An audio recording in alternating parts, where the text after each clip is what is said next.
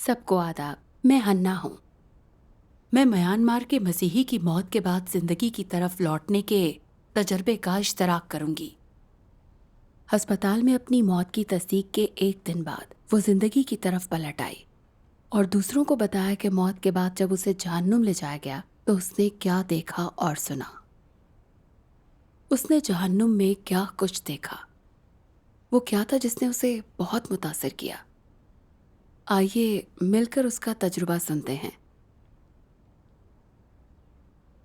میں جب چھوٹی تھی تو مسیحیت میں دلچسپی رکھتی تھی، مگر چونکہ میرا خاندان بدھ مت کا پیرو تھا میں مسیحی نہ بن سکی. میں نے اس وقت جہنم کے بارے میں سن رکھا تھا مگر مجھے اس پر حقیقی یقین نہیں تھا. اپریل 2022 میں میری دوست نے مجھے آن لائن اجتماع میں شرکت کی دعوت دی جو قادر مطلق خدا کے کلام کا میرا پہلا تجربہ تھا. مجھے لگا خدا کے کلام میں آسمانی تخلیق کار بنی نوع انسان سے بات کر رہا ہے. میں نے قادر مطلق خدا کا بہت سا کلام آن لائن پڑھا. میں نے جانا قادر مطلق خدا ہی واحد سچا خدا ہے اور انسانیت کو بچانے زمین پر آ چکا ہے. لیکن چونکہ میرا خاندان راستے میں تھا اسی لیے میں دنیاوی چیزوں سے چمٹی ہوئی تھی اور میں باقاعدگی سے اجتماعات میں نہ جاتی بلکہ کچھ دیر کے لیے گروپ سے بھی باہر ہو جاتی تھی. پھر 3 فروری 2023 کو صبح 9:30 بجے میں ایک اجتماع کے بعد تھکی ہوئی تھی تو میں آرام کے لیے لیٹ گئی. بعد میں چھوٹے بھائی نے مجھے بتایا میرا خاندان مجھے ہر ممکن کوشش کے باوجود نیند سے نہ جگا سکا، لہٰذا وہ مجھے علاج کے لیے جلدی سے اسپتال لے گئے. ڈاکٹر نے میرا معائنہ کیا اور کہا کہ میرا سانس پہلے ہی رک چکا ہے. مجھے مردہ قرار دیا گیا. میرا خاندان بے بس تھا. مجھے گھر واپس لے جانے کے علاوہ کوئی چارہ نہ تھا. انہوں نے ہمارے پڑوسیوں اور رشتہ داروں کو مطلع کیا اور مجھے 3 دن بعد دفنانے کی تیاری کی. مجھے علم نہ تھا کہ اس وقت میرے گھر میں کیا ہو رہا تھا. میں صرف اتنا جانتی تھی کہ میں ایک دوسری دنیا میں چلی گئی ہوں. میں نے ایک سفید چوغا پہن رکھا تھا. میں ایک تاریک دھواں دار تنگ راستے پر اکیلی چلی جا رہی تھی. میں آسمان یا میرے سامنے جو کچھ تھا اسے نہیں دیکھ پا رہی تھی. رستہ ڈھلوان ناہموار گڑھوں سے بھرا اور پرپیش تھا. میں دونوں طرف بس ہر قسم کے عجیب پودے دیکھ سکتی تھی جو میں نے پہلے کبھی نہیں دیکھے تھے، جو کانٹوں سے بھرے تھے. میں ہر طرف سے آتی جانوروں کی آوازیں بھی سن سکتی تھی.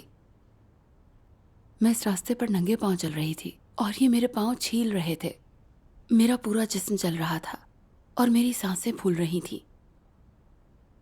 میں چلتی جا رہی تھی. پھر میں ایک بدرو تک پہنچی جو کالے لباس میں تھی. یہ سر سے لے کر پاؤں تک کالی تھی. میں اس کا چہرہ یا پاؤں نہیں دیکھ سکی. اس نے کہا میرے ساتھ آؤ. اس کی آواز بڑی ڈراؤنی تھی. ڈرے ہوئے میں نے کہنے کی جسارت کی تم مجھے کہاں لے جا رہے ہو؟ میں یہاں کبھی نہیں آئی. میں نہیں جا رہی. مجھے گھر جانا ہے. میں بھاگ جانا چاہتی تھی. اسی وقت نیلے اور کالے چوغے پہنے 4 یا 5 بدروہیں میرے اوپر تیرتی آئیں. مجھے پکڑا اور کہا تم مر چکی ہو، واپس نہیں جا سکتی. تم نے بہت گناہ کیے ہیں اور تمہیں زندگی کے دوران کیے گئے گناہوں کی سزا بھگتنی ہوگی. پھر وہ مجھے ایک بڑے پھاٹک کے سامنے لے گئے جہاں مجھے پہرے دار بدروہیں کھڑی نظر آئیں. ان کے قد لمبے، آنکھیں اور کان بڑے تھے اور کچھ کے نوکیلے دانت باہر نکلے ہوئے تھے جن سے ان کی شکلیں بھیانک نظر آ رہی تھیں. وہ نیم برہنہ حالت میں ہتھیاروں سے لیس تھے. ہڈیوں سے بنے ہار پہنے ہوئے تھے اور ان کے جسموں سے انسانی کھوپڑیاں لٹک رہی تھیں. وہ زخم کے داغوں سے ڈھکی ہوئی تھیں. دربانوں نے جیسے ہی پھاٹک کھولا مجھے بہت ہی اذیتناک چیخیں سنائی دیں.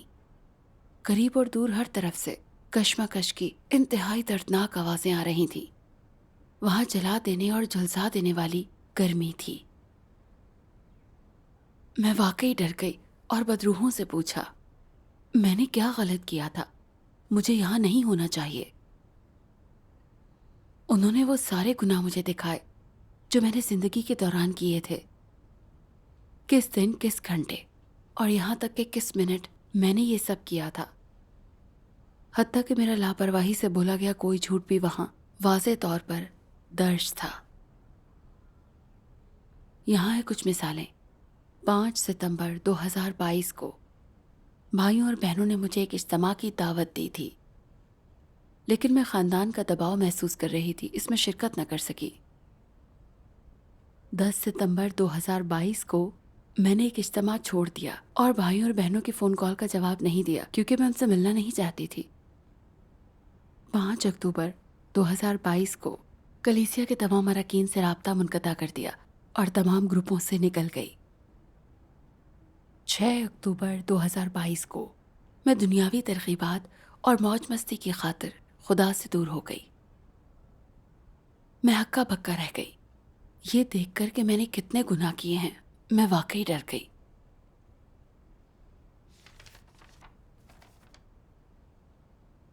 پھر کالے لباس والی بدرو مجھے ایک ایسی جگہ لے گئی جہاں لکڑی کا ایک نشان تھا جو بتاتا تھا یہاں خدا سے دھوکہ دہی، تنقید کرنے والے یا گستاخ سزا پاتے ہیں۔ وہیں میں نے سب سے سخت سزا دیکھی۔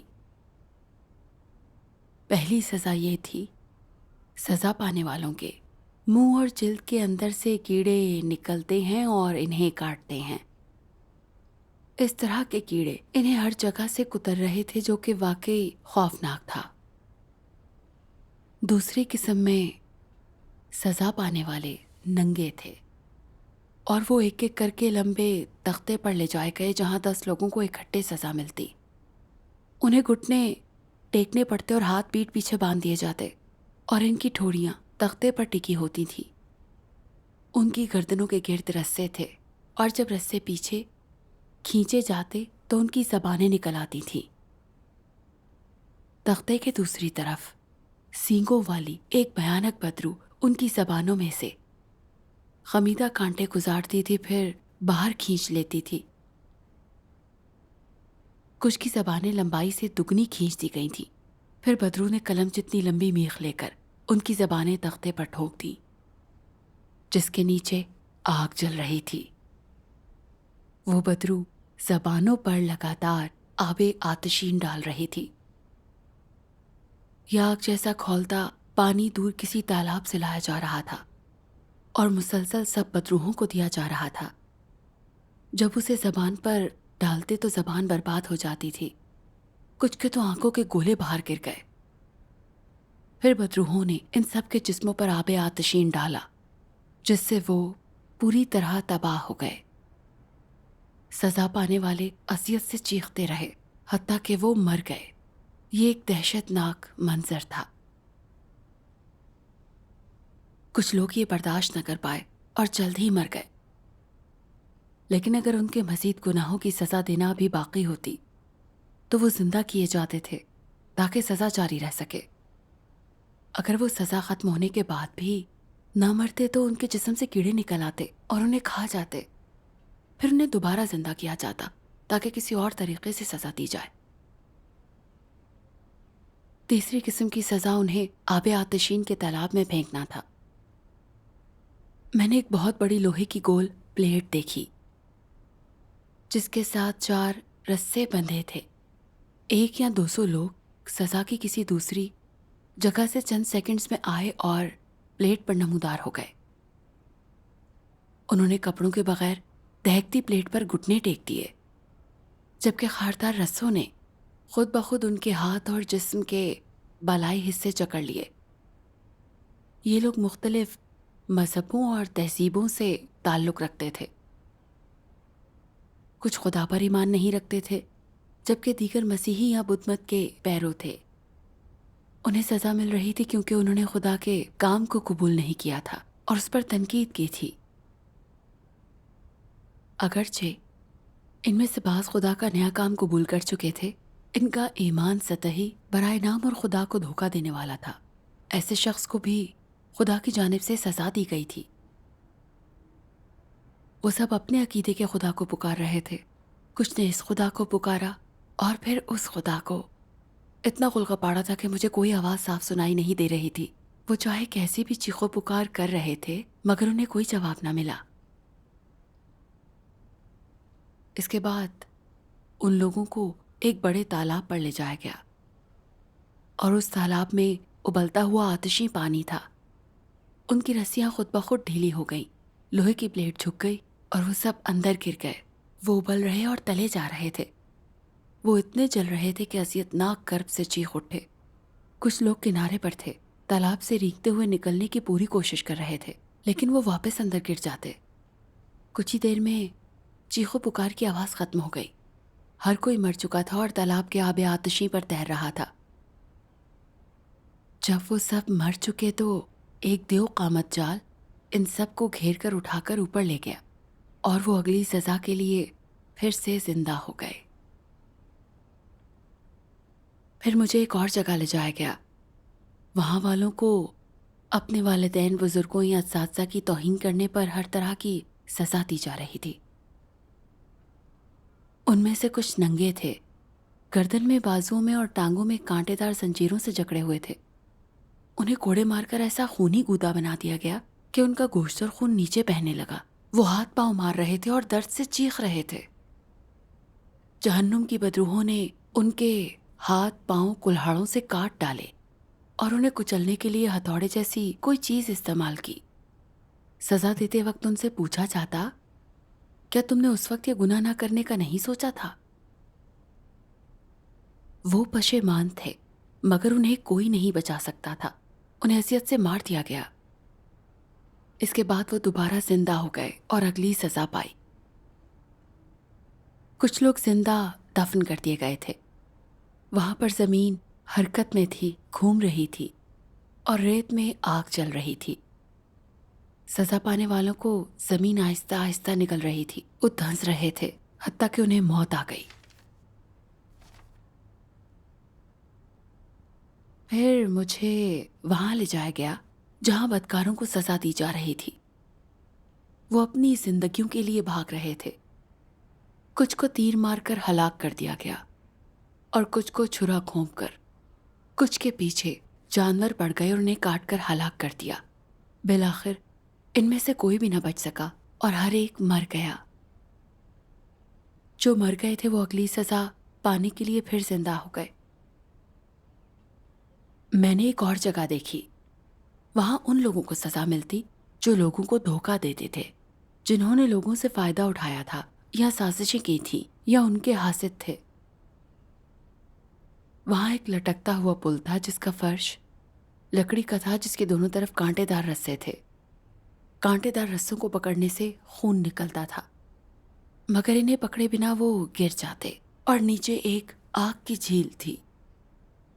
وہ نہ بھی گرتے تو انہیں گوشت پیسنے والی مشین سے گزرنا پڑتا جہاں وہ پیس دیے جاتے اور پھر آخر میں وہ آگ کی جھیل میں گر جاتے۔ کچھ لوگ واقعی اپنی شکل کے بارے میں فکر مند تھے، اچھا لباس پہننے کی کوشش میں اپنا وقت ضائع کرتے رہتے تھے، لیکن خدا پر قطعاً ایمان نہیں رکھتے۔ اس کے خلاف فیصلے اور توہین بھی کرتے تھے۔ کیڑے ان کے چہرے تھوڑا تھوڑا کر کے کھائے جا رہے تھے۔ ان کے علاوہ کچھ لوگ ایسے بھی تھے جو دوسروں پر لعنت بھیجنے اور چیزیں چوری کرنے وغیرہ کی سزا کاٹ رہے تھے۔ اپنے کیے گئے گناہوں کے بنا پر لوگوں کو بار بار ایک طرح سے سزا دی جاتی تھی، اس سے پہلے کہ وہ دوسری قسم کی سزا کی طرف بڑھیں۔ اس منظر کو دیکھ کر میرا جسم خوف سے کانپنا شروع ہو گیا تھا۔ اس طرح سزا پانا واقعی انتہائی ہولناک ہوگا۔ مجھے اپنے کیے گئے گناہوں پر ندامت ہوئی، لیکن مجھے نہیں پتا تھا کس سے کہوں۔ مجھے کون بچا سکتا تھا؟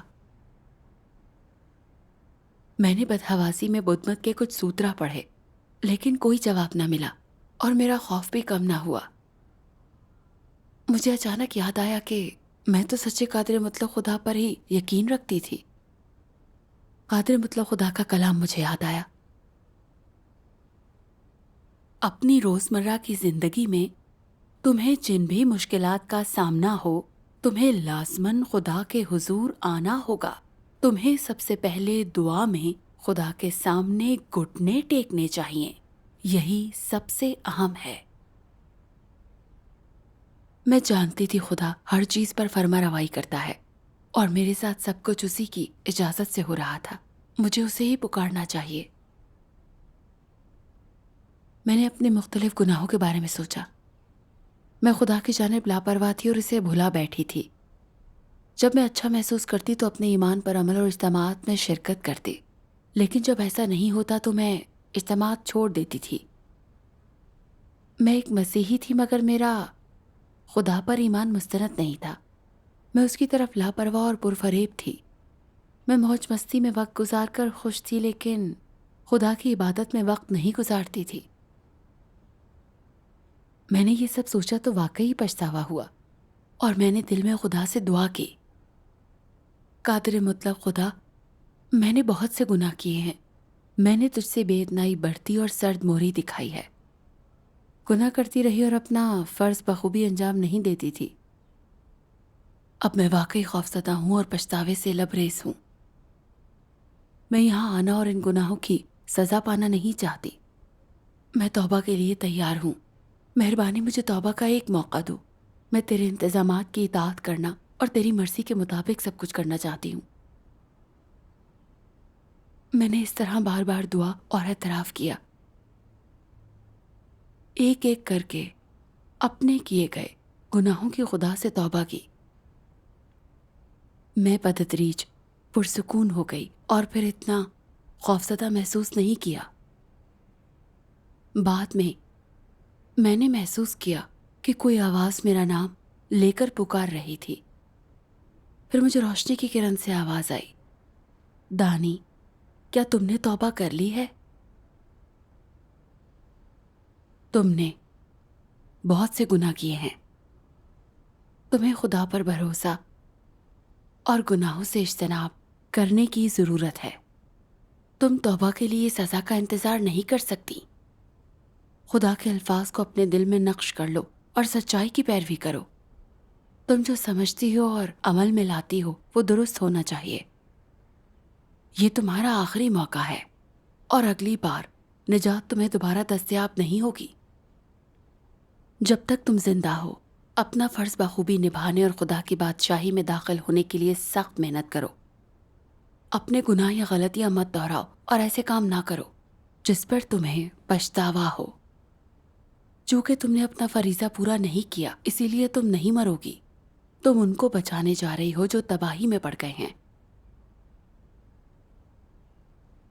وہ آواز میرے کسی شناسہ کی نہیں تھی. یوں لگا جیسے ہوا کی آواز سے بولا جا رہا ہو. وہ پوری طرح صاف سنائی نہیں دے رہی تھی لیکن میں اسے سمجھ سکتی تھی. الفاظ سخت ہونے کے باوجود نصیحت آمیز تھے اور مجھے سکون کا احساس دلایا. وہ تحفظ کے احساس کے ساتھ گرم جوش تھے. میں نے ایسی خوشی محسوس کی جس سے میں پہلے کبھی واقف نہیں تھی. میں جانتی تھی کہ خدا مجھے بچا رہا تھا اور مجھے زندگی کا دوبارہ موقع دے رہا تھا. یہ آواز سن کر میں بتدریج ہوش میں آ گئی. بیدار ہونے کے بعد میں کانپ رہی تھی. ابھی تک واقعی ڈر رہی تھی. میں نے اتنے سارے گناہوں کا ارتکاب کرنے پر بہت برا اور واقعی افسوس محسوس کیا. میں جانتی تھی کہ یہ خدا کی میرے لیے تنبیہ ہے. جو کچھ بھی خدا نے کہا وہ سب سچ تھا. اس نے جو بھی کہا مجھے اس پر یقین کرنا اور عمل کرنا تھا. میں بے اعتنائی اور لاپرواہی نہیں برت سکتی تھی. خدا مجھے ایسا موقع دے رہا تھا جو دوبارہ نہیں پا سکتی تھی. میں نے بھائی سے کہا، میں بہن سمر سے بات کرنا چاہتی ہوں. بہن سمر قادر مطلق خدا کے کلیسیا میں سیراب کنندہ تھی جس نے کئی بار میرے ساتھ آن لائن اجتماع کیا تھا. سمر نے میری حالت معلوم ہونے پر مجھے خدا کا کچھ کلام بھیجا تھا. قادر مطلق خدا کہتا ہے، خدا ہر ایک انسانی زندگی کا ذمہ دار ہے اور وہ بالکل آخر تک ذمہ دار ہے. خدا تیرے لیے فراہم کرتا ہے اور یہاں تک کہ اگر شیطان کے ذریعے تباہ شدہ اس ماحول میں تو بیماری یا آلودگی یا کسی زیادتی کا شکار ہوا ہے تو اس سے کوئی فرق نہیں پڑتا ہے. خدا تیرے لیے مہیا کرے گا اور خدا تجھے زندہ رہنے دے گا۔ تمہیں اس بات پر یقین ہونا چاہیے، خدا کسی انسان کو آسانی سے مرنے نہیں دے گا۔ تیری پیدائش سے لے کر اب تک خدا نے تجھ پر بہت زیادہ کام کیا ہے، لیکن وہ تجھے اپنے کیے ہوئے ہر کام کا جامع حساب نہیں دیتا ہے۔ خدا نے تجھے یہ جاننے کی اجازت نہیں دی اور نہ ہی اس نے تجھے بتایا۔ تاہم بنی نوع انسان کے لیے وہ جو کچھ بھی کرتا ہے اہم ہے۔ جہاں تک خدا کا تعلق ہے، یہ وہ کام ہے جو اسے ضرور کرنا چاہیے۔ وہ ایک اہم چیز جو اس کے دل میں اور اسے کرنے کی ضرورت ہے، وہ ان چیزوں میں سے کسی بھی چیز سے کہیں بڑھ کر ہے، یعنی انسان کی پیدائش سے لے کر آج تک خدا کو ان کی حفاظت کی ضمانت لازمی دینی ہے۔ اس حفاظت کا مطلب یہ ہے کہ تجھے شیطان ہڑپ نہیں کرے گا۔ کیا یہ ضروری ہے شیطان کی طرف سے ہڑپ نہ کیا جانا؟ کیا اس کا تعلق تیری حفاظت سے ہے یا نہیں؟ ہاں، اس کا تعلق تیری ذاتی حفاظت سے ہے، اور اس سے زیادہ اہم کچھ نہیں ہو سکتا۔ ایک بار جب تجھے شیطان نے ہڑپ کر لیا تو تیری روح اور تیرا جسم اب مزید خدا کا نہیں رہے گا۔ خدا تجھے اب مزید نہیں بچائے گا۔ خدا ان روحوں اور لوگوں کو چھوڑ دیتا ہے جنہیں شیطان نے ہڑپ کر لیا ہے۔ اس لیے میں کہتا ہوں کہ سب سے اہم چیز جو خدا کو کرنی ہے وہ یہ ہے کہ تیری حفاظت کی ضمانت دے، اس بات کی ضمانت دے کہ شیطان تجھے ہڑپ نہیں کرے گا۔ یہ بہت اہم ہے، کیا نہیں ہے؟ خدا کا کلام پڑھنے سے مجھے تحفظ کا احساس ملا اور لگا میرے پاس تکیہ کرنے کو کچھ تھا۔ اس تجربے نے مجھے اور واضح طور پر دکھایا کہ میری پیدائش سے لے کر اب تک خدا ہماری رہنمائی کرتا رہا، ہر لمحہ ہماری نگرانی اور حفاظت کرتا رہا ہے۔ مجھے خدا کے روبرو آنا چاہیے، اپنا فریضہ ادا کرنا اور اس کے فضل کا بدلہ چکانا چاہیے۔ مجھے یہ گواہی دینے کی ضرورت تھی کہ خدا واقعی تمام چیزوں پر حکمرانی کرتا ہے، بشمول روحانی دنیا کے جو ہماری آنکھوں سے پوشیدہ ہے۔ جہنم واقعی موجود ہے۔ میں نے جہنم کی سزا کی اذیت کا مزہ نہیں چکھا تھا، مگر میں نے جہنم میں لوگوں کو سزا دیے جانے کا منظر دیکھا تھا۔ میرے ارد گرد بہت سے ایسے لوگ ہیں جو شیطان کی پیروی میں دنیاوی ترغیبات کے پیچھے لگ جاتے ہیں۔ وہ خدا کے روبرو نہیں آئے ہیں۔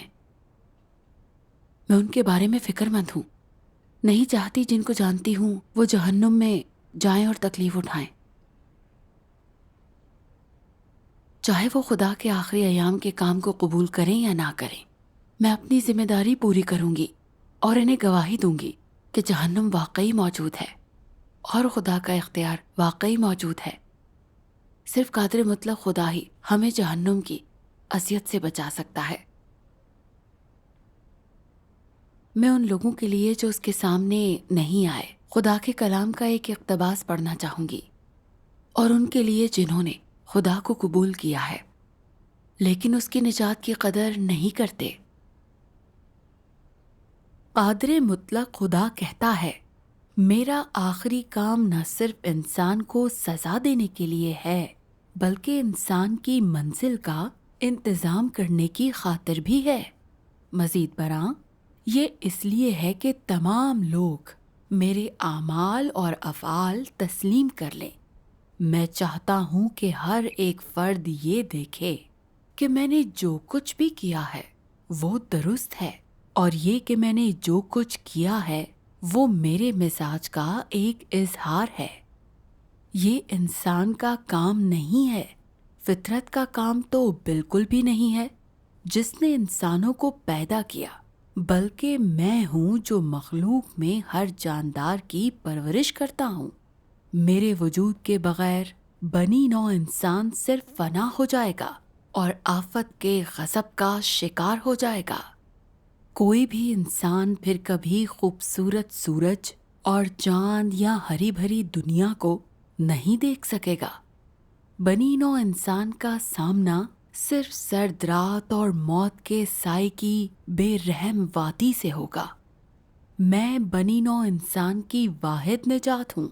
मैं ही बनी नौ इंसान की वाहिद उम्मीद हूँ, और इससे भी बढ़कर मैं वो हूँ जिस पर तमाम बनी नौ इंसान का वजूद कायम है। मेरे बगैर बनी नौ इंसान फौरी तौर पर साकत हो जाएगी। मेरे बगैर बनी नौ इंसान तबाही का शिकार हो जाएगी और हर तरह के भूतों के पांव तले रौंदती जाएगी। हालांकि कोई मेरी परवाह नहीं करता। मैंने वो काम किया है जो कोई दूसरा नहीं कर सकता, और सिर्फ उम्मीद है कि इंसान कुछ अच्छे कामों से मुझे बदला देगा। अगरचे चंद ही लोग मेरा कर्ज चुकाने के काबिल रहे हैं, लेकिन फिर भी मैं इंसानी दुनिया में अपना सफ़र ख़त्म करूँगा और अपने आश्कार होते हुए काम का अगला मरहला शुरू करूँगा, क्योंकि इन कई सालों में इंसान के दरमियान मेरी तमाम तर भाग दौड़ नतीजा खेज रही है, और मैं बहुत खुश हूँ। मुझे लोगों की तादाद की नहीं, बल्कि उनके अच्छे कामों की परवाह होती है। बहरहाल मैं उम्मीद करता हूँ कि तुम अपनी मंजिल के लिए नेक आमाल की कसीर मिकदार तैयार करोगे, फिर मैं मुतमईन हो जाऊंगा। वरना तुम में से कोई भी अपने ऊपर पड़ने वाली इस आफत से नहीं बच सकता। आफत मेरे साथ शुरू होती है, और बेशक मेरी तरफ से ही तरतीब दी गई है। अगर तुम मेरी निगाहों में इतने अच्छे दिखाई नहीं दे सकते, तो तुम आफत से नहीं बच पाओगे।